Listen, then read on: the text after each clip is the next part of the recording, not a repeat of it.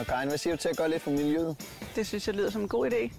Er det noget, du tænker over i hverdagen? Ja, det må man sige. Det gør jeg meget. Blandt andet køber jeg økologisk, og jeg tager en cykel, når det er de korte ture. Ja. Hvad gør du generelt, når du kører i din bil sådan for at spare på brændstoføkonomien? Jamen, så bruger jeg faktisk gearne, altså sætter i frigear, når jeg skal standse for rødt, eller hvis jeg er i motorvejsafkørsel, og så kan jeg godt finde på at sætte den i frigear sådan lang tid før, så bare triller stille og roligt opad. Ja. Okay. Ja. Skal vi se, om vi kan gøre endnu mere for miljøet, når du kører i bilen? Ja, lad os det.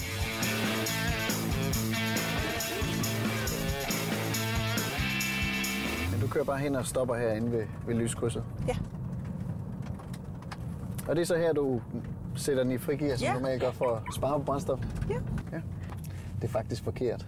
Det er ikke rigtigt. Jo. Fordi når du lader den blive i frigear, så skal motoren bruge brændstof for at holde sig i gang. Det er ikke rigtigt. Jo. Det du faktisk skal gøre, det er at lade den blive i gear, og så fjerne foden fra speederen. Og på den måde lade den motorbremse. Okay. Så afbryder du fuldstændig tilførelsen af brændstof. Så på den måde kan man sige, at mens du motorbremser, så kører man uendelig langt på literen. Ej, jeg har bare kørt sådan i 15 år. Jeg kan fortælle, at du er ikke den eneste, der gør det. Nej, det håber jeg da ikke. Skal vi prøve at gøre det på den rigtige måde? God idé.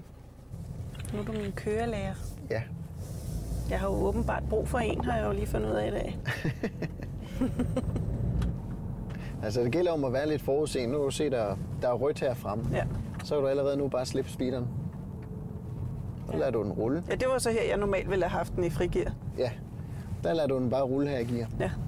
Og nu kan du så mærke, at den vil lave omdrejninger. Så bare prøv at gear ned i træet og slip koblingen igen. Så kan du faktisk køre rigtig langsomt, før du er nødt til at koble ud. Ja, det kan man faktisk.